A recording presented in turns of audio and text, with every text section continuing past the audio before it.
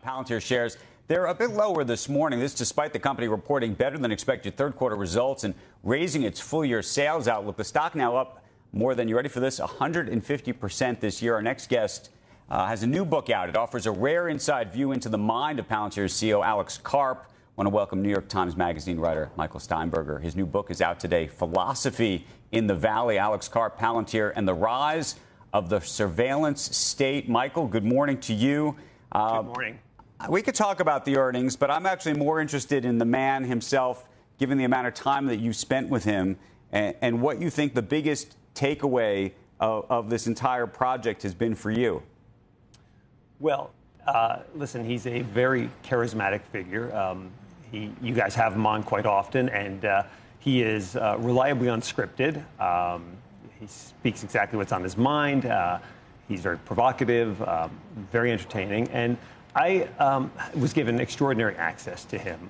Once he decided to cooperate with the book, he was very generous with his time, spoke with disarming candor about a lot of issues, and I learned a lot about him. I would say one thing that people should know is the fear factor for him. Fear is a major motivator for him, and he biracial, Jewish, dyslexic, and he intuited at a pretty young age that he had some strikes against him as he saw it, and this gave him a sense of vulnerability that carried into adulthood. And I would say that one way of understanding Palantir is that it exists in some sense to make the world safer for Alex Karp. He takes their mission very personally, and his worldview, which is a kind of dystopian worldview that humanity is inclined to disorder and violence, is Palantir's worldview. And the sense of vulnerability is still a major factor in driving his decisions and driving the work of Palantir.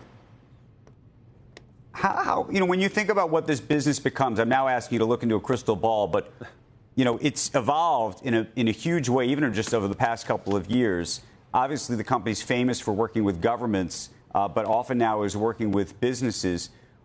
If we were having this conversation 5 or 10 years from now, and I said Palantir to you, how do you think the world would think about that company? What would they think that company does?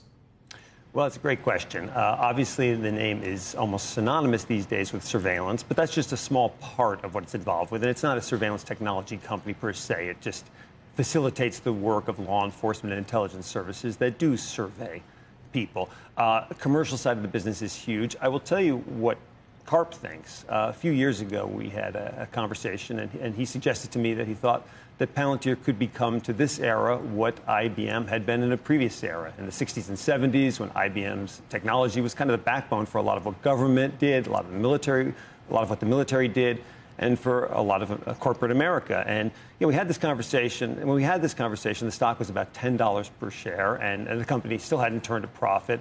And I suppressed the urge to express any skepticism because I didn't want to lose my access to him by ticking him off. He really did think it could become the next IBM. And here we are now, 3 years later. The stock is $200 per share. And it seems that Palantir has a very good chance of becoming the de facto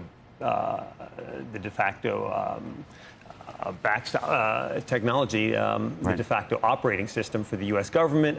Michael, we often talk about Elon Musk and the power and influence he has over the world because of what he's doing with SpaceX and obviously with Tesla, but mostly because of his ability to work with the government as it relates to something like a Starlink, and his ability to either turn on or turn off a certain country or in certain moments, and that gives a private citizen remarkable power. I'm curious how much power and influence you ultimately think that Alex Karp has in the context of Palantir. Does it have so much influence over these particular industries that it's in, or is there so much competition in this space that it's different? Well, there doesn't seem to be a great deal of competition in this space. I mean, clearly, those who use Palantir, whether it's in industry or the government side, swear by it. They think it is a cut above what's available to them otherwise. How much influence does Karp, well, I would turn it around, maybe phrase it put it a little differently. I think one of the questions at this current moment, obviously they're very involved now with the work that ICE is doing. They're involved with the military. They're a huge defense contractor. And I think the question on the minds of a lot of people is, are there things that could happen over the next few years that would cause them to reconsider some of these relationships? Obviously not on the military side, but with something like ICE. I mean, they worked with ICE during the first Trump presidency, and Karp at the time expressed some misgivings about that contract, he didn't agree with the policy then. He's changed his mind about it now, but I think it's fair to wonder, are there some red lines here where they might say we can't do this work for someone? They have turned down clients in the past. The U.S. government wanted them to provide their software to the Saudi government back in around 2012 because there was concern about that the Arab Spring was happening. There was concern about the stability of the Saudi regime, and they said no because they were concerned about Saudi Arabia's human rights record. So they have said no to clients in the past, and I think it's fair to wonder what lines might exist in Karp's mind now. Hey, Michael, we've known Alex for a while, too. Not as well as you've gotten to know him, but, he seems pretty much what you see is what you get.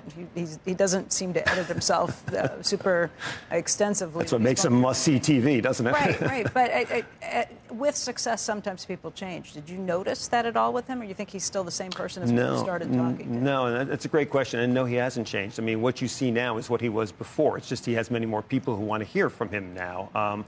But unscripted, I mean, he's done this his way. He's a very improbable figure to be leading this company. You think about it, he grew up in a staunchly left-wing household, no background in computer science or business, and he ends up running this company that provides software to the military, intelligence services, and now has turned it into this $500 billion colossus. It studied content. It's like amazing through these things.